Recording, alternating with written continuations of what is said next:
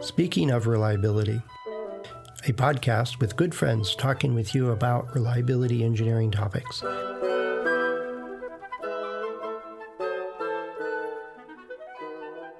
Welcome to Speaking of Reliability. This is Fred Schenkelberg. And this is Carl Carlson.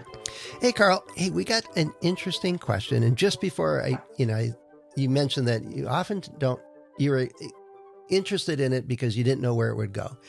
And one of the frustrating parts, it's not a bad frustration part, is that when I get a question from a listener, I try to answer it, and give them my best shot at it. Here's some reference material. Here's whatever. Maybe I ask clarifying questions and stuff like that.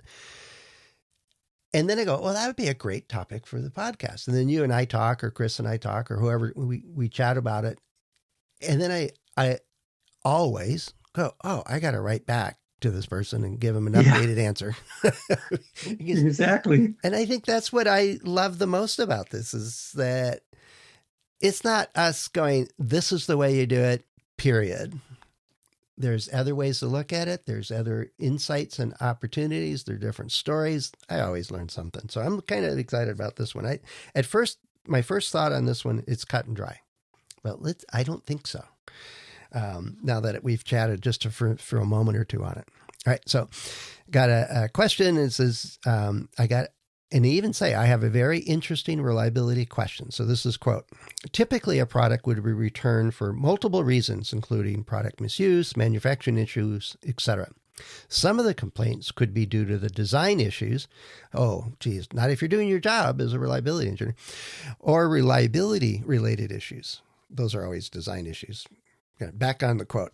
When the business makes decisions on setting the reliability goal or target, say 95% reliable at 1,000 hours for a new product, is the reliability target or goal of 95% specifically considering the true reliability of the product, assuming 100% quality and product used correctly? Or is the reliability goal of 95% also considering product misuse, etc.?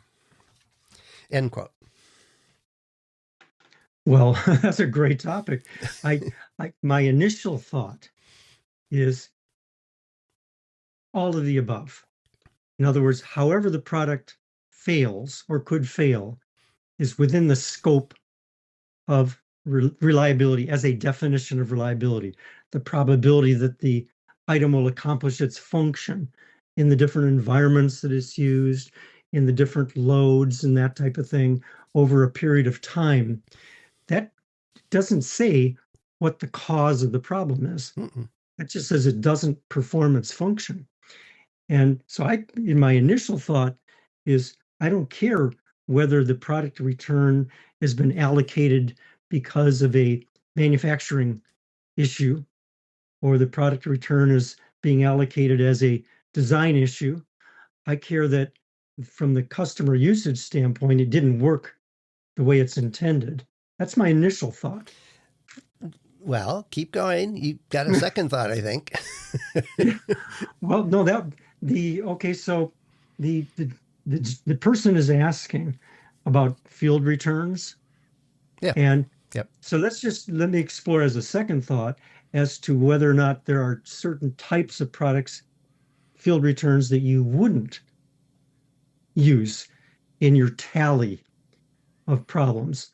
And to me, that would be something that, because again, I go back to the 4 elements of the reliability definition: the ability to perform, or the probability of performing. That's a numerical thing, or a conceptual in terms of its ability. Mm-hmm. But then the primary function, or the function of the product, or functions, and that depends on how you're specifying the product is to be used. And under the certain environmental conditions, so that has to be defined, and the operating loads and all that, the profile has to be defined.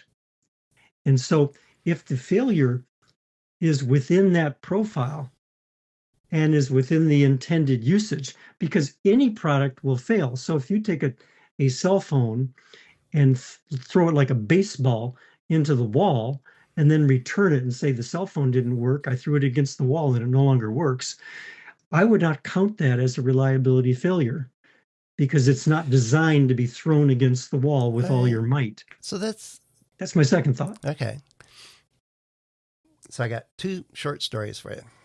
Very good. One was I'm working with the HP and the inkjet printers, and one day I get called saying we just got 500 returns, but you need to take a look at them. Oh, okay, sure. And I came going downstairs, and all 500 printers were still in the packaging, the palletized packaging that we do at the end of the line in the factory.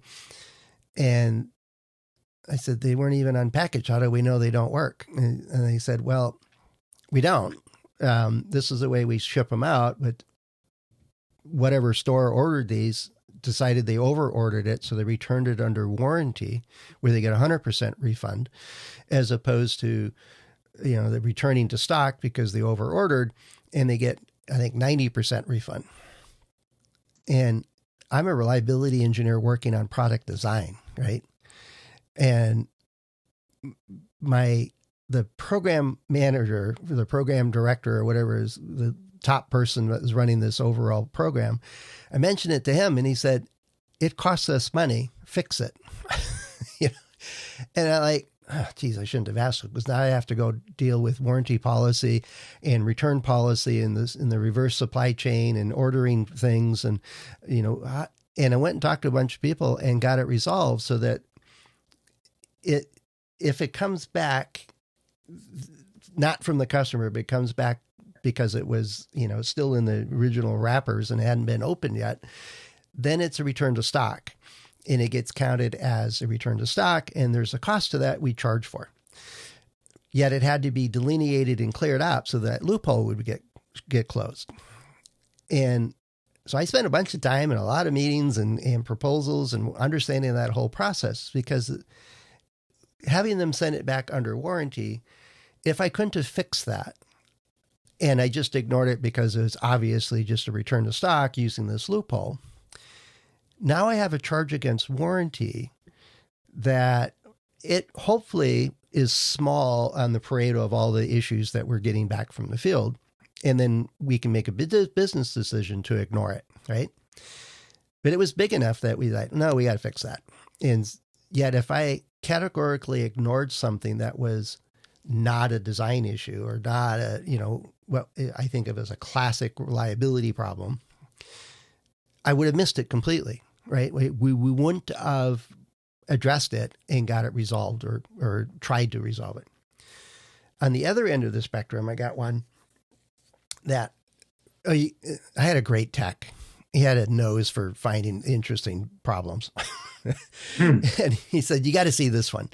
And it was a printer, and it looked like it'd been in the salt fog chamber for like 2 years. It was just coated in salt, and it was rusted through and corroded. Even the polymers were discolored and pitted and stuff like that. And I'm like, where in the world did you dig this up? And he goes, it's being used on a deep sea fishing charter boat.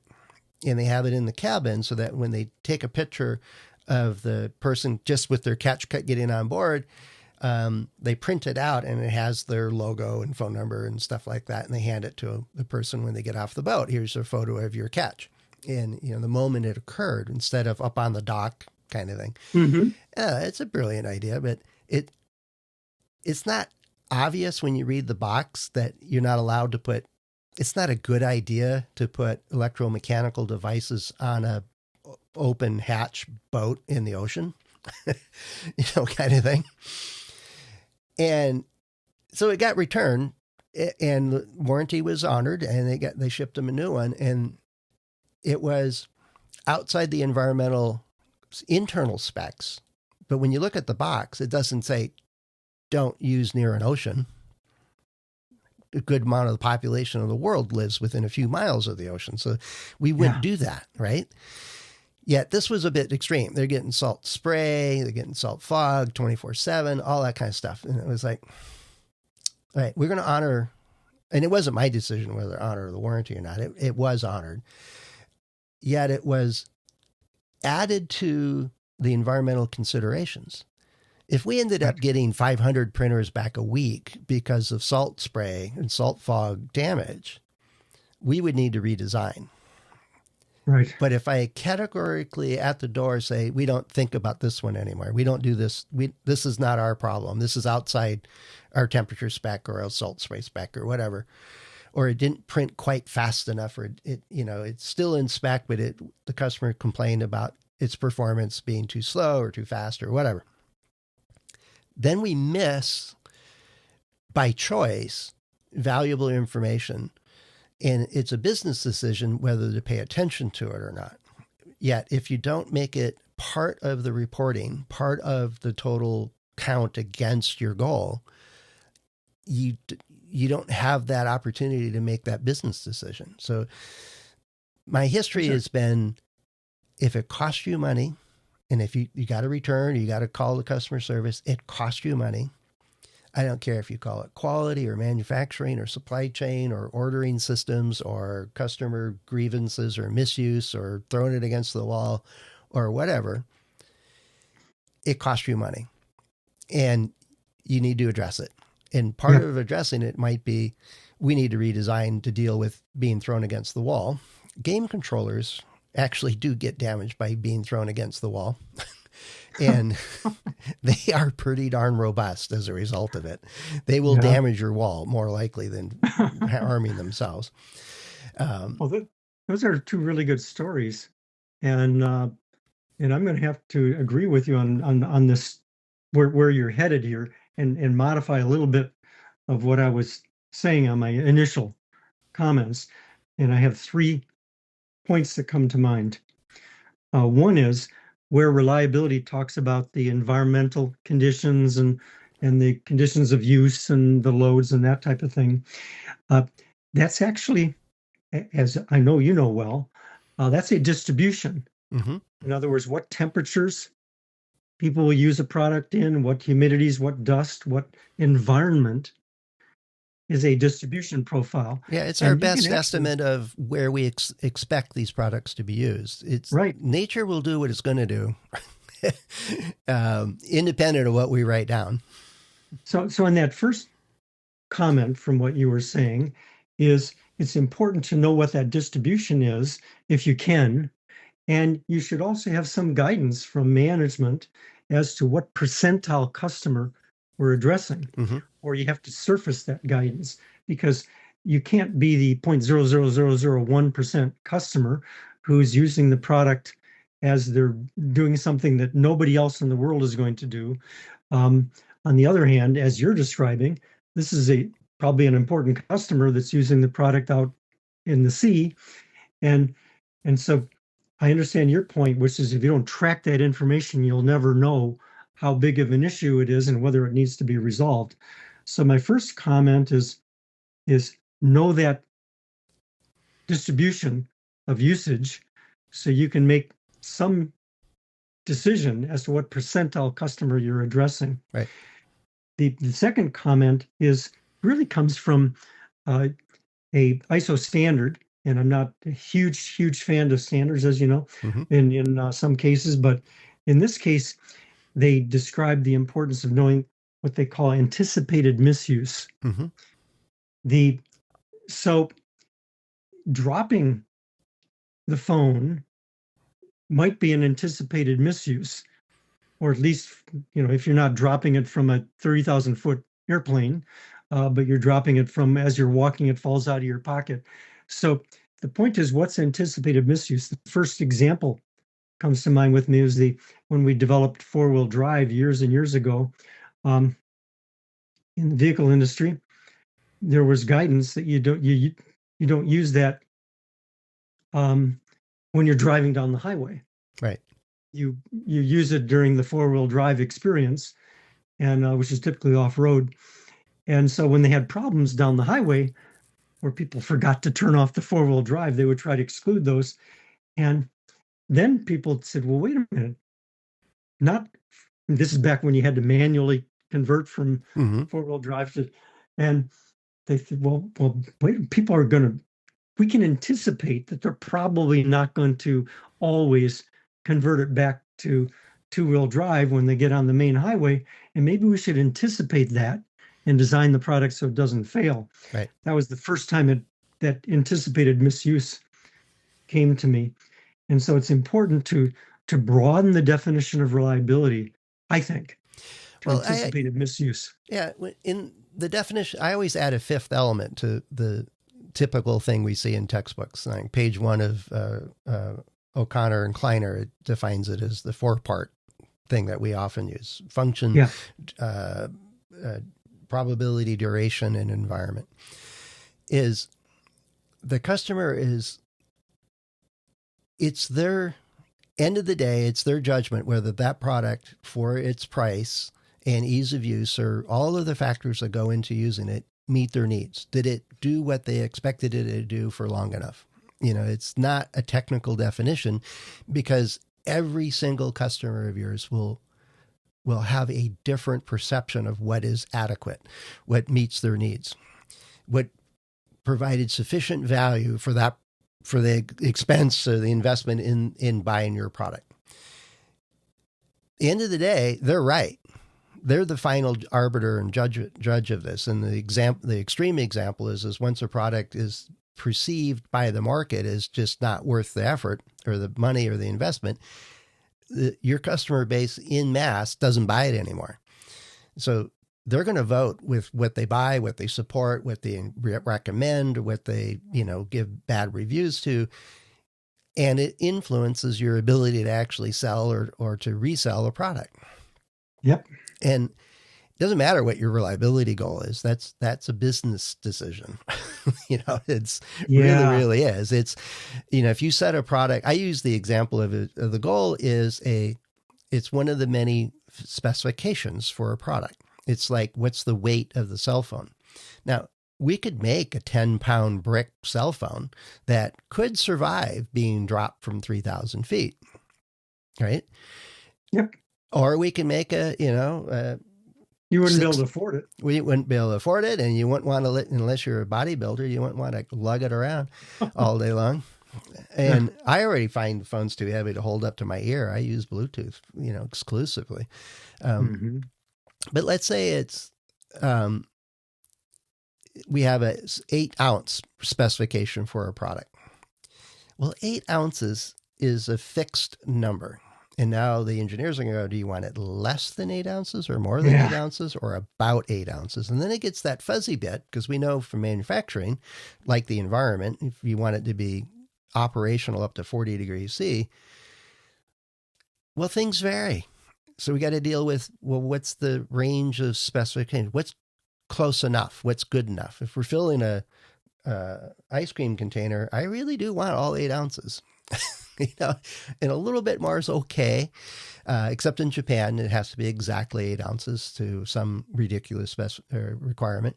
I've run into that where if it says it's 8 meters, it's 8 meters to within a really small fraction. It's crazy, but that's the way they do things.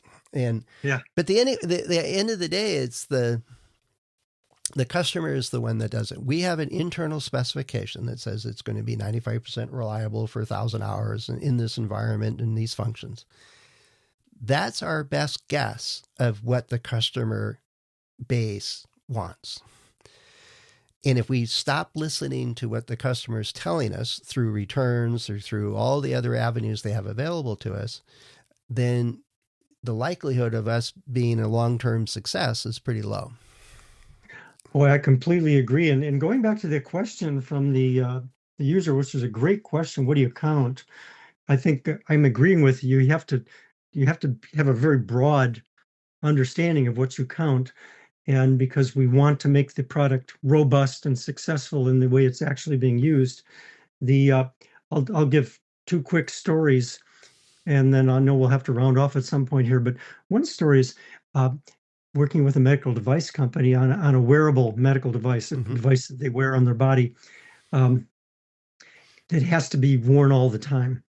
And it didn't occur to them at first, but people would have to wear this when they go to the beach. And so this product has to survive suntan oil that gets on it. Oh, yeah. And that became unanticipated at first, but it became a failure uh, It's amazing. There's entrance. some suntan lotions that just destroy polymers. It's Yeah, amazing. yeah. And so if we hadn't kept that and counted that, then they would have never made that product robust against the usage of suntan oil. And so I'm completely concurring with you that you have to be very open as to what you bring in and count.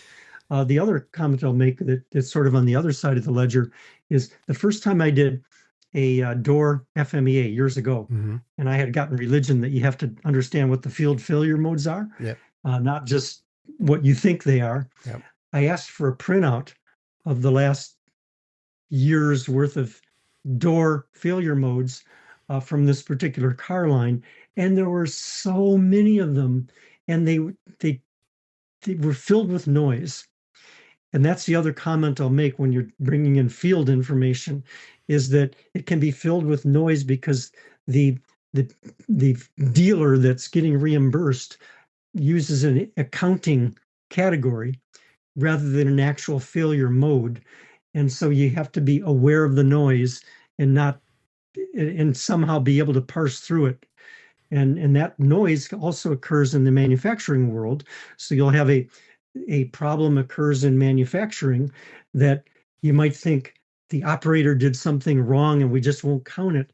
But maybe the product should be robust and error proofed so that the operator wouldn't misassemble it. Right. And so those are just a couple of comments and stories that come off the top of my head. And it's not that you have to, just because it counts in against the goal. And the goal is not when it's a perfect design. You assume the design is perfect, it's perfectly manufactured, and on and on and on. No, variation happens, and the customers is a big variable in this perception of is it good enough for them or not. Count it all. It doesn't mean that you have to take action on all of those. Right. It goes, Pareto still applies. You get rid of the big hitters. You get rid of the safety issues. You address the important things. And some of that means, here's a part of the market that we're shifting to. Our products only being used on boats on the ocean, kind of thing. Oh, we didn't design it to do that. So, what is the considerations? Let's go understand that market. Maybe it's a different marketing strategy for us. Maybe we can capitalize on that and capture that market and whatever. Or you might end up with a little sign on it. You decided that's not a business area you want to explore, and you just have a sign, do not use in the presence of salt water or something. That would be a business decision. It's a business decision. And then it's a different business decision whether you enforce that and piss off your customers kind of thing.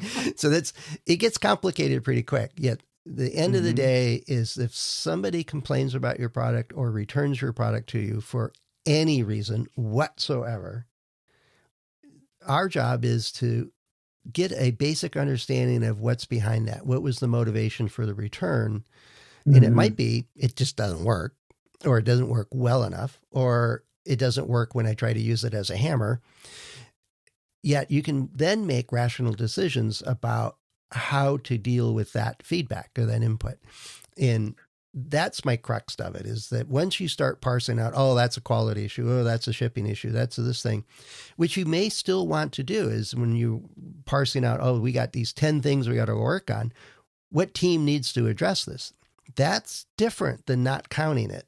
That's which ones you're going to address and how you're going to go about doing it. But I run into way too many that it's no trouble found, and it's 30 to 40% of the returns is no trouble found. And and when you lose a customer, you lose them for a long time, and they talk to a lot of people. Yep. And so this is a really important subject, and it goes beyond reliability engineering. It gets into the topic of another topic management. We wanted to get on. Yes. And it gets into business decisions. It but really the reliability engineer can characterize it. And if you don't have the data, like you point out, then you can't inform your management to make good decisions. Exactly. Well, it's one of those things where if you're listening to this and you vehemently disagree or agree, that's fine too. You can tell us about that. Or hopefully you have a success story saying, I counted, you pay attention to all these returns and we found this, this, and this that ended up making $1 million for us, or, saving us a bunch of money or whatever. That would be a cool story to have. Yet the gist is that if you've got some input or ideas on this discussion, or if you got another question that you'd like us to take a stab at, let us know. Head over to accendoreliability.com/go/SOR. And I mentioned last week that we have a SpeakPipe app, feature there where you can actually record a audio message to us. And so that would be really cool to actually hear from you. And of course, there's many other ways you can get in touch with us. Carl and I and the other hosts are available through LinkedIn and our About pages and more ways than that. So do get in touch. It should be easy. And hopefully you get really good input in information. And probably a follow-up after the question's been discussed on the show, then you get a podcast to listen to. And oftentimes I go, I need to send a better answer back. And one of the most important reasons is we love it. Yeah. We love podcasting on topics that come from our listeners.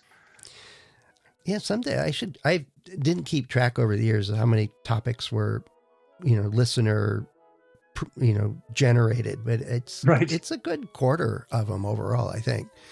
Yep. So yeah, we'd like to get that higher. We want to count your voice on the show. Let's round it out that way. So great topic, Fred. Enjoyed talking about it. All right. Thanks, Carl. Talk to you soon. Cheers. Talk to you soon. Thanks for listening to Speaking of Reliability. We invite you to join the conversation. If you have a question or a topic that you think we should discuss in a future show, please let us know. You can find a comment box below the episode show notes, or just leave a note as part of a review on iTunes.